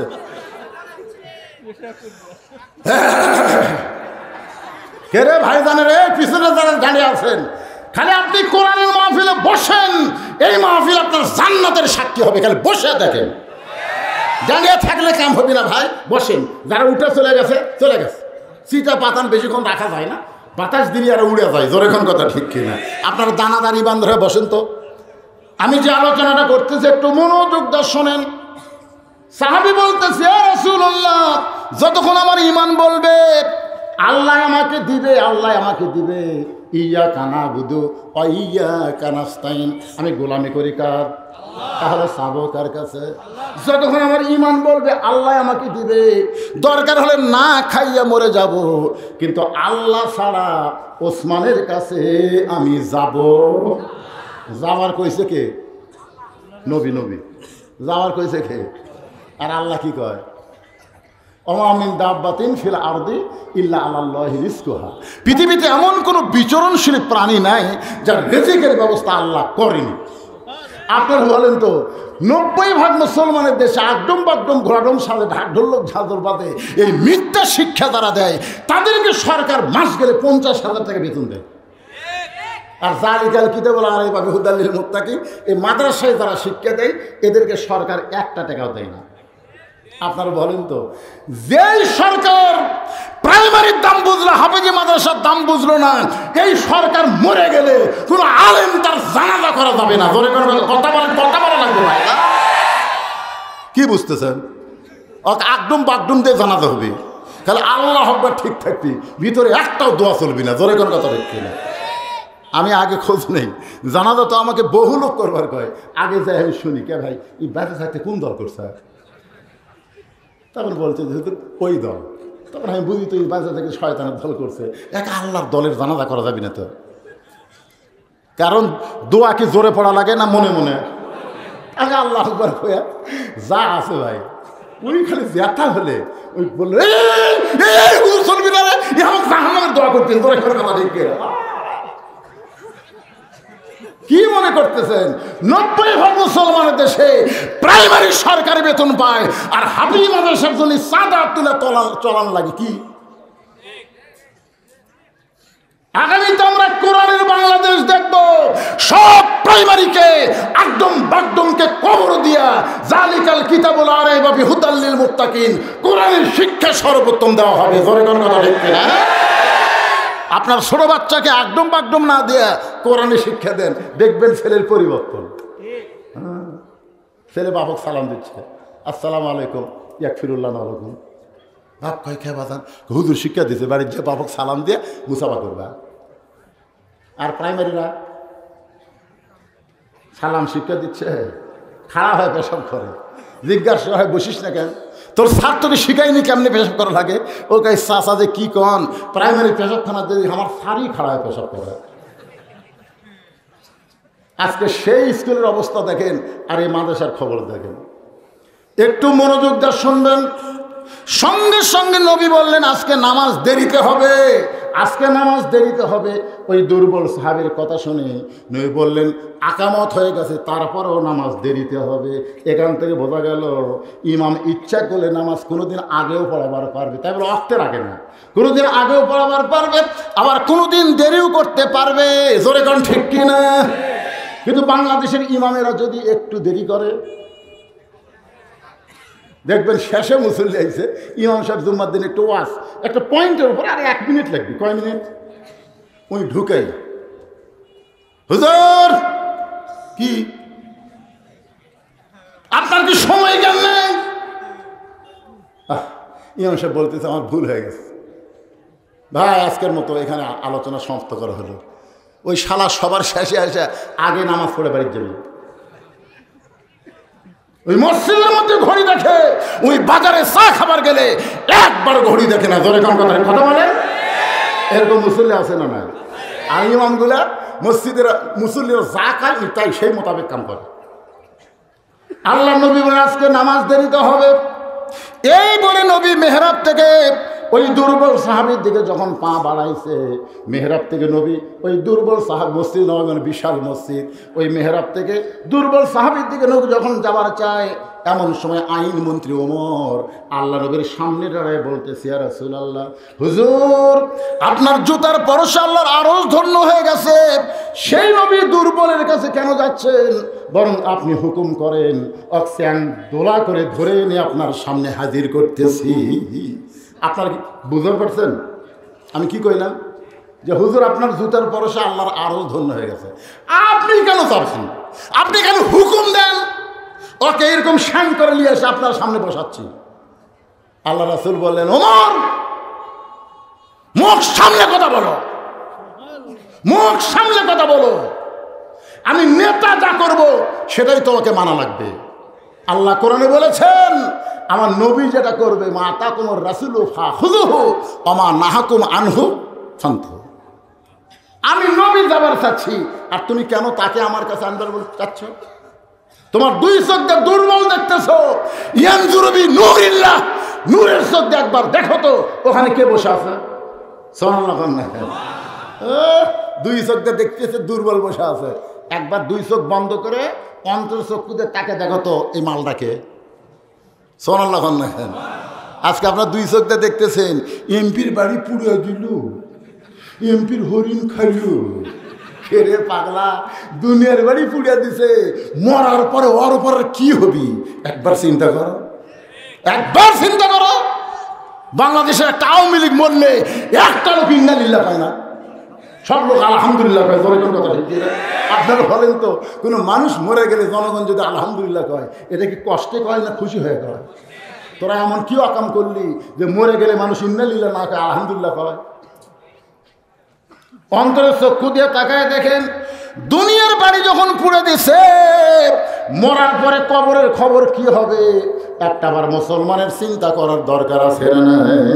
কিন্তু যেদিন ডাক পড়িবে কবর মাঝে যাইতে, জোগাড় কিছু করছো বন্ধু তার মাঝে বিছাইতে। সব এ মুরব্বী যায় দেয়, মুরব্বী দেখেন কবরের কথা হচ্ছে এবারে। ডানে কবর বামে কবর, সবাই বলেন ডানে কবর বামে কবর, নিচে কবর আছে যে, উপর দিকে চাইয়া দেখো বাঁশের ছাউনি দিছে কে। রাসূল বলে ওমর, দুই চোখ না দেখে চোখ বন্ধ করে দেখো। চোখ বন্ধ করে কি দেখবেন? চোখ বন্ধ করলে তো আমরা দেখতে পারবাই না। হুজুর এটা আমার বাসা, 2.5 কোটি টাকা খরচ করে তৈরি করছি, হুজুর দোয়া করেন। আমি বললাম ভাইজান এটা বাড়ি? কয় না হুজুর এটা আমার বাসা। চোখ খুলে দেখ, বন্ধ করো, একটাবার চোখ বন্ধ করো। ওই যখন চোখ বন্ধ করছে আর কানের কাছে আমি বলতেছি, এ দুনিয়ার বাড়ি ঘর একদিন হইয়া যাবে পর, যাইতে হবে অন্ধকার কবর। দেখি চোখের পশমের তলতে পানি আসছে, দেখে কান্দিস কে? কয় না হুজুর এটা আমার বাসা লয়। তাহলে এইটা কি? বলে এই পারে তোর বসত বাড়ি, ওই পারে তোর বাসা। এই দুনিয়ার বাড়ি হলো বসত বাড়ি, কিছুদিন আপনি বসত করতে পারবেন কিন্তু চিরস্থায়ী থাকতে পারবেন না। মুসলমানের আসল বাড়ি হলো জান্নাত। জোরে কোন কথা ঠিক কি না? আল্লাহর বান্দারা, আমাদের আসল বাড়ি জান্নাতে যদি আমরা যাবার চাই, একটু মনোযোগ দিয়ে শোনেন। সঙ্গে সঙ্গে হযরত ওমর চোখ বন্ধ করে ওই দুর্বল সাহাবীর দিকে তাকাইছে, চোখ বন্ধ করে। অন্তর চক্ষু দিয়ে যখন তাকায়, ওমর ফারুক কাঁপতে কাঁপতে কাঁপতে কাঁপতে ঠাস করে পড়ে যায়। ওমর ফারুক আর দাঁড়িয়ে থাকতে পারে না। ওমর ফারুক যখন পড়ে গেছে, সাহাবীরা বলতেছে ইয়া রাসূলুল্লাহ, হযরত ওমর কি দিয়ে কেমন করে পড়ে গেল? রাসূল বলতেছেন কি দিয়ে কেমন ভাবে পড়ে গেল আমি বলবো না, কিন্তু তখন পরে ওমরের হুঁশ হলে ওমরের মুখ থেকে তোমরা শুনে নিও। ধরে কোন সুবহানাল্লাহ। আমার কথাই বুঝতে পারতেছেন? এরকম দেখে কাঁপতে কাঁপতে কাঁপতে কাঁপতে ঠাস করে পড়ে গেছে। তো সাহাবেরা বললেন ইয়া রাসূলুল্লাহ, ওমর ফারুক কি দেখে পড়ে গেল? রাসূল বললেন আমি বলবো না, কারণ আমি তো আর দেখিনি। দেখছে কে? এই তো সারা জীবন ব্যবসায় থাকবি না, হুঁশ যখন ফিরে পাবে তখন তোমরা জিজ্ঞাসা করো এমন কি ওমর দেখলো যে এটা দেখার পরে এমন করে পড়ে গেল। আজকে আপনার চোখ বন্ধ করে দেখেন, সবাইকে বলতে যাবে চোখ বন্ধ করে দেখেন, একদম বাগদম ঘোড়াডম সাজে ঢাকঢোল লোক ঝাঁঝর বাজে। এই মিথ্যা শিক্ষার জন্য সরকার হাজার হাজার কোটি টাকা বাজেট করে, আর এই কোরআনের হাফেজি মাদ্রাসার জন্য সরকারের বাজেটে একটা টাকাও নেই। কারণ কি? চোখ বন্ধ করে দেখেন। দেখেন তো কেবারে দেখেন না কেরে? এই ছেলেরা চোখ বন্ধ কর, দেখা যায় না? আপনি মনে হয় পড়েন, ওই ভাই পড়ছে। আমরা ছোটবেলা পড়ছি, 1 চন্দ্র, 2 পক্ষ, 3 মিত্র। 1 কি? চন্দ্র। পক্ষ কয়টা? আলো পক্ষ, অন্ধকার পক্ষ। আর 3 হলো নিত্র। নিত্র মানে চোখ। তাহলে আপনার 2 চোখ বন্ধ করে দিলি দেখতে পাচ্ছেন না, তার মানে কি? হাইরে কপাল মন্দ চোখ থাকিতে অন্ধ। গান শোনেন আপনারা? হাইরে কপাল মন্দ চোখ থাকিতে অন্ধ। আমি একটা গান গাবো, কি মন খারাপ করতেছেন? ওটা বসা না করে একটু মনোযোগ দিয়ে শোনেন। কানার ভাগ্যে ধন মিলে না, কানার ভাগ্যে ধন মিলে না, সামনে পড়ে আছে সোনা, সামনে পড়ে আছে সোনা, কানা দেখতে পায় না, মাটি মনে করে ফাইলে দেয়, হাতে তুলে নেয় না, কানার ভাগ্যে ধন মিলে না। সামনে পড়ে আছে কি? সোনা। সামনে পড়ে কি? এই যে দুবলাগড়ে হাফেজি মাদ্রাসা, এটা কি? আরো জোরে বলে এটা কি? আর প্রাইমারি কি? মাটি রে মাটি। সামনে পড়ে আছে সোনা, কানা হাতে তুলে নেয় না, মাটি মনে করে ফাইলা দেয়, কানার ভাগ্যে ধন মিলে না। তা আপনারা আজকে এখানকার আপনাদের ছেলেগুলোকে সব প্রাইমারি দিলেন, হাফিজে মাদ্রাসা দিলেন না। আপনারা কি চোখ আছে না কানা? তাও সবার জন্য না, আবু জেহেলের জন্য না, আবু বক্করের জন্য। জোরে কোন কথা ঠিক কিনা? কোরআন শুনেছে আবু জেহেল, কোরআন শুনেছে আবু বক্কর।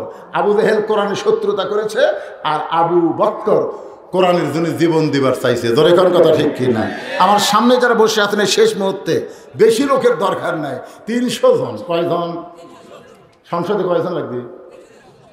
এই গোটা 18 কোটি সংসদে দেখবি, খালি 300টা ভালো মানুষকে আপনার পেটে দেন। এমন আইন করবি না মানলে পাশার সার উঠে যাবি। ধরে কোন কথা ঠিক কিনা? এই গোটাল মাহফিল ভরা মানুষের কোনো দরকার নাই।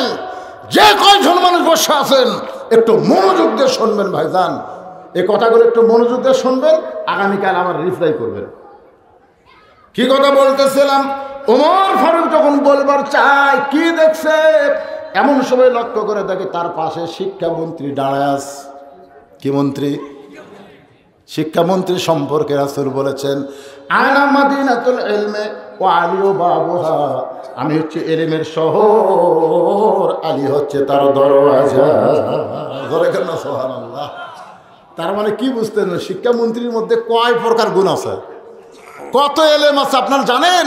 রাসূল বলেছেন আমি হচ্ছে এলেমের শহর, এই শহরের এলেম যদি নিবার চাও আলী দরজা দিয়ে তোমরা এলেম নাও। জোরে কেন সুবহানাল্লাহ। হযরতের আস্তে করে বসে ওমর ফারুকের হাত ধরে বলতেছেন, ওমর ভাই আপনি চোখ বন্ধ করে কি দেখলেন? আমি আলীর জামানা। এখান থেকে বোঝা গেল কেউ গায়েব জানে না, একমাত্র জানি কে? কথা কর না কেন? মানে তুমি দেখছো, তুমি বলবার পারবো।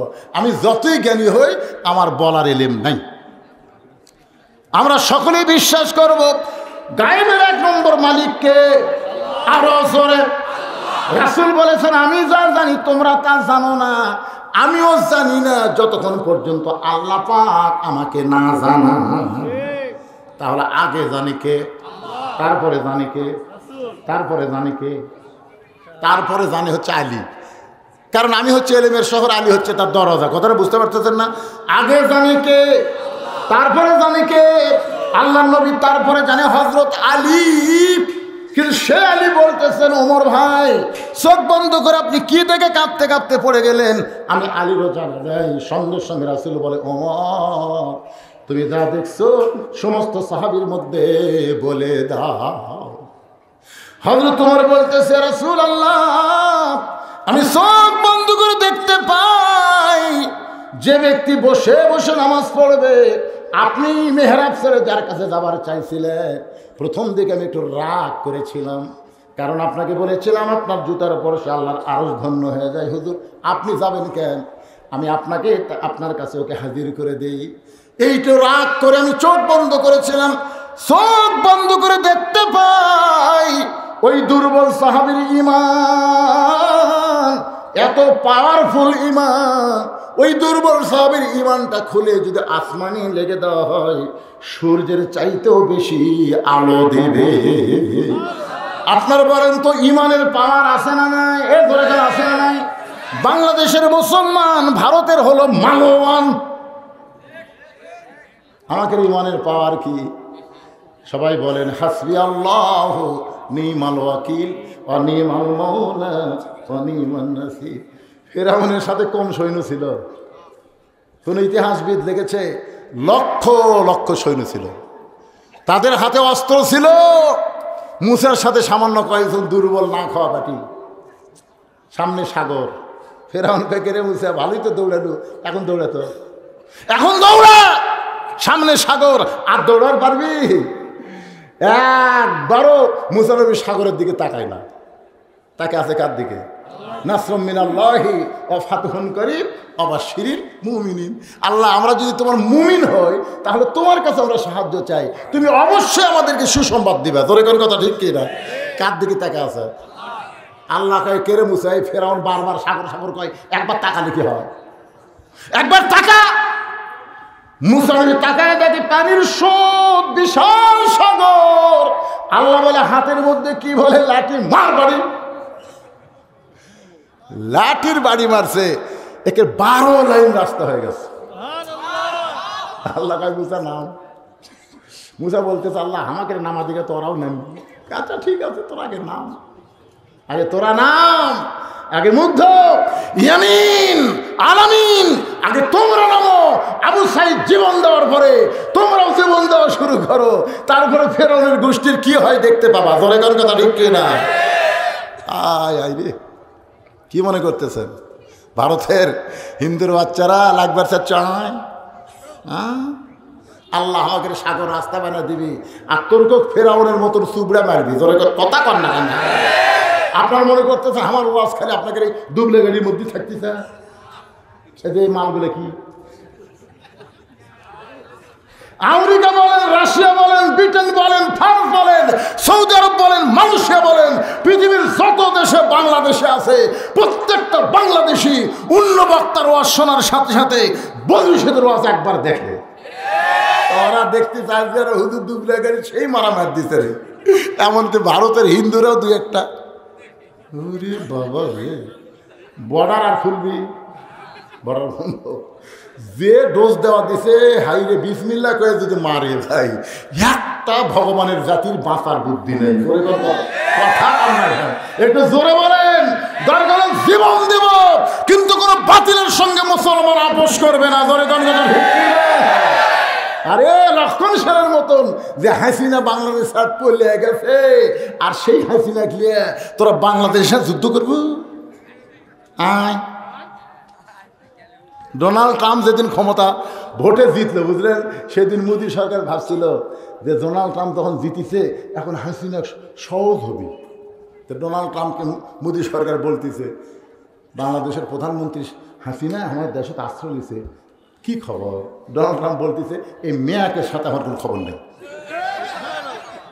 তুমি হিন্দু, বাংলাদেশের ভারতের প্রধানমন্ত্রী, তুমি মরদ না মেয়ে? আমি তো পুরুষ। আরে আমার সাথে একটা মেয়ে মানুষ ডানা ছিল, নাম হলো কমলা। আমেরিকার জনগণ বুঝা দিছে যে আমেরিকার লোকেরা লুচ্চা হলেও মরদ মানুষ চাই। ধরে কোন কথা ঠিক কিনা? যতই লুচ্চা হোক আমরা এই সাত চাষার মতো মানুষ চাই। ধরে কোন কথা ঠিক কিনা? আমরা খালেদা হাসিনাকে আর চাই না। কথা বল না কেন? কথা বল না কেন? বাংলার জমিন আর কোন নারী নেতৃত্ব চলবে? ডোনাল্ড ট্রাম্প কাছে হাসিনা যদি মরদ হতো তাহলে, কিন্তু মেয়ের পক্ষে আমি নাই। মোদি কয় তাহলে তো কাম সারা বারে, এতদিন আমেরিকা নিয়েছে স্বপ্ন দেখছিল, আর তার হলো না। দুড়িয়ার মতন কাল্লা ভিতরে ঢুকেছে। এখন ইস্কন দিয়ে আমাকে মুসলমানের আলিফ ভাইকে চিটারাঙ্গা মারছে একটা উকিলকে। ধরে কোন কথা ঠিক কি না? পরের দিন মুসলমান যে মিছিল বের করছে সব স্কুলের অফিস ধুয়ে পলে গেছে। কে পলাশকা কি মনে করতেছে? আল্লাহর কাছে ভগবানের খাওয়া আছে? কথা ধরে বলেন খাওয়া আছে? মুসলমান ইমান আছে, মল্লি শহীদ হবে। হিন্দু মল্লে কুড়ি যাবি, শহীদ হবি, নারায় তকবীর দিবেন, ওরকে জয় শ্রীরাম ওরকে পাশার মধ্যে ঢুকবি। জোরে কোন কথা কথা কম না কেন? লিল্লাহে তাকবীর। আর যতই আইবা, আর যতই তোর আয়, ও আর লম্বা হবে না। তোরা এখন ধান্দা করতে তোর আবার ওয়াজ ধরছে, আবার আইসি পিট করে আর ওয়াজ হবে না। যা হয়েছে আজকে এই পর্যন্তই। আল্লাহ আমাদের সবাইকে ইমানের বলে বলিয়ান হয়ে আমি একটা গজল গায়ে মোনাজাত করব।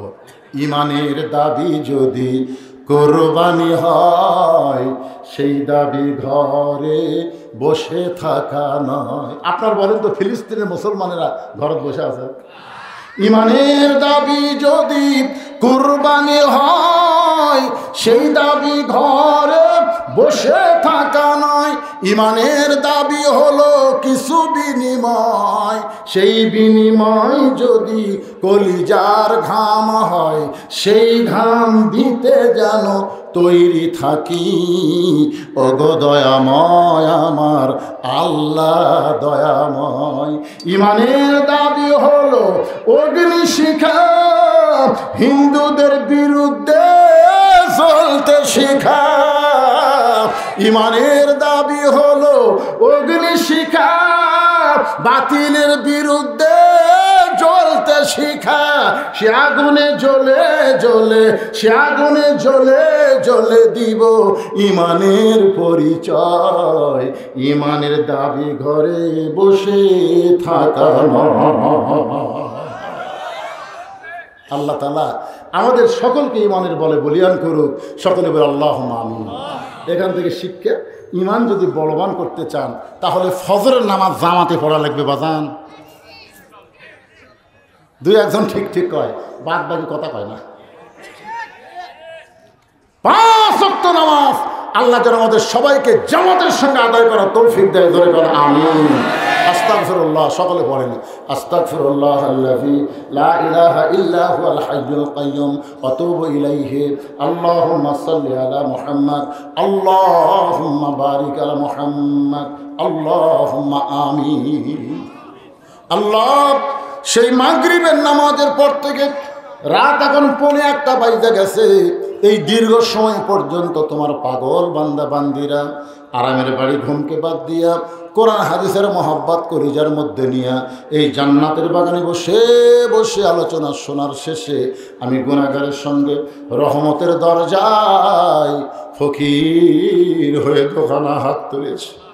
মেহেরবানি করে আজকের মাহফিল আমাদের সকলের হেদায়েতের জন্যে, নাজাতের জন্যে, জান্নাতের জন্যে কবুল করো। এই মাহফিলের শুরু থেকে শেষ পর্যন্ত যত আলোচনা হয়েছে আল্লাহ, এর মধ্যে যদি ত্রুটি হয়, ভুল হয়, মাফ করে দিও। এর যা হাদিয়া মঞ্জুর করো সোনার মদিনায় নবী পাকের রওজা মুবারকে আল্লাহ কবুল করে নাও। তামাম আম্বিয়াই কেরাম, আসহাবে কেরাম, তাবিনে কেরাম, তাবা তাবিনে কেরাম, আউলিয়াই কেরাম, পীর মাশায়েখ বুজুর্গানে কেরাম, তামাম পৃথিবীর মাটির নিচে যত মুমিন মুমিনা শুয়ে আছে আল্লাহ, সকলের আরওয়াহ ফরে হাদিয়া কবুল করো। আমরা যারা হাত তুলেছি, আমাদের জনম দুঃখনী মা যাদের কবরে চলে গেছে আল্লাহ, গত বছর 1 ডিসেম্বর আমি যখন টাঙ্গাইল থেকে ওয়াজ করে রাস্তা নিয়েছিলাম, গভীর রাত্রে ভূঁয়াঘাটের পাশে অ্যাক্সিডেন্ট করলাম। আমার অ্যাক্সিডেন্টের খবর আমার মার কাছে দিতে ভুল করেছে, বলেছে হুজুর অ্যাক্সিডেন্ট করেছে। একথা শোনা মাত্র আমার মা এমনভাবে স্ট্রোক করলো, 25 ডিসেম্বর আমার মা দুনিয়া থেকে বিদায় হয়ে গেছে। বহুদিন আমার বউকে বলেছিলাম ওয়াজ করে বাড়ি আসবো, তুমি চেতন থেকো, কিন্তু কোনোদিন দেখলাম না আমার যাবার অপেক্ষায় আমার বউটা চেতন আছে। আমার মা যে ঘরে ঘুমাই ওই ঘরের জানলার পাশ দিয়ে যখন হেঁটে যায়, মামার জুতার শব্দ শুনে বলে বাজান আমি ঘুমাই না। সন্তানের জুতার শব্দ মা বোঝে। মা যখন দরজা খুলে দেয়, বললাম মা কোনোদিন তোমাকে ঘুমাতে দেখলাম না। মা বলে পাগল রে, ওয়াজ করে বাড়ি আসবি। এইটা জানার পরে মা কোনোদিন ঘুমাই না। এই দরদের মা যাদের কবরে গেছে, মাবুদ গো তোমার দরবারে বলি আল্লাহ তুমি মায়ের কবরকে জান্নাতের টুকরা বানায়া দাও। আল্লাহ আমাদের বাবা যাদের কবরে গেছে, বাবার বাড়ি ঘর সবই আছে, দদের বাপ কবরের ঘরে ঘুমাইছে। ও মাবুদ বাবার কবরকে জান্নাতের টুকরা কবুল করো। আমাদের দাদা দাদি নানা নানি আত্মীয় স্বজন শ্বশুর শাশুড়ি যাদের কবরে গেছে আল্লাহ কবরবাসীদের তুমি মাফ করো। এই দুবলাগাড়ি মাদ্রাসাকে মহব্বত করে নগদে বাকিতে যারা দান করেছে আল্লাহ সকলের দানগুলোকে জান্নাতের বিনিময়ে তুমি কবুল করো। এই মাদ্রাসাকে কিয়ামত পর্যন্ত কবুল করো। একবার এসেছিলাম, তখন মাদ্রাসার সেক্রেটারি যিনি ছিলেন আজকে সে আর দুনিয়াতে নাই। ও মাবুদ এই মাদ্রাসার জায়গা দিয়ে মাদ্রাসা তৈরি করে যারা কবরে চলে গেছে আল্লাহ মাদ্রাসা ওসিলায় তাদের কবরকে জান্নাতের টুকরা বানিয়ে দাও। আল্লাহ মাদ্রাসার বর্তমান ম্যানেজিং কমিটির সভাপতি সহসভাপতি সেক্রেটারি কেশিয়ার সদস্য যারা আল্লাহ গতকাল খাবার অনুষ্ঠানে লক্ষ লক্ষ টাকা দান করেছে। আল্লাহ সকলকেই জান্নাতি কবুল করো। আল্লাহ মাদ্রাসার মুহতামিম, মাদ্রাসার ওস্তাদ, মাদ্রাসার তালবে ইলম, যে সারফুলের মাথায় পাগড়ি দেওয়া হলো, আল্লাহ হক্কানে হাফেজ আলেম হিসাবে তাদের কবুল করে নাও। আল্লাহ আমার মা বোনেরা পর্দার অন্তরালে বসে বসে শুনেছে, আবিদা সালিহা পর্দা নিয়ে কবুল করে। মা ফাতেমার চরিত্র দান করে দাও। আল্লাহ আমি গুনাহগার বলে দোয়া ফিরা দিও না। এত মানুষের মধ্যে যার দুইখানা তোমার পছন্দ হয়, সেই দুই হাতের ওসিলায় আজকের মাহফিলকে কবুল করো। আজকের মাহফিলের সভাপতিকে আল্লাহ তুমি কবুল করো, সহসভাপতিদের আল্লাহ তুমি কবুল করো। আজকের মাহফিলের প্রধান অতিথি, বিশেষ অতিথিদের আল্লাহ তুমি কবুল করো। আল্লাহ গোটা বিশ্বের মুসলমানকে কবুল করো। আমার বাংলাদেশের ঈমান নিয়ে যারা খেলা করতে চায়, আল্লাহ তুমি তাদেরকে তোমার কুদরতি শক্তি দিয়া সাইজ করো। আল্লাহ আমার দেশের শত্রুকে তুমি সাইজ করো। যারা দেশের মহব্বতের মানুষ, তাদের অন্তরের সমস্ত ভয় ভীতিকে আল্লাহ তুমি দূর করে দাও। আল্লাহ আমার বাংলাদেশের প্রতি রহম করো। আল্লাহ খাস করে শেরপুর উপজেলা, মেহেরবানি করে দুবলাবাড়ি এলাকার দুবলাগাড়ি এলাকার উপরে আল্লাহ তুমি খাস রহমত নাজিল করো। আল্লাহ যে যা নিয়ত করে হাত তুলেছে, সকলের নেক নিয়তে আশা কবুল করো। যেদিন আমাদের মৃত্যু হবে, দিনটা যেন জুমার দিন হয়, মাসটা যেন রমজান মাস। ইমানের সাথে, ইজ্জতের সাথে এই দুনিয়া থেকে বিদায় নেওয়ার কালে আমাদের জবানে তুমি জারি করে দিও লা ইলাহা ইল্লাল্লাহু মুহাম্মাদুর রাসূলুল্লাহ।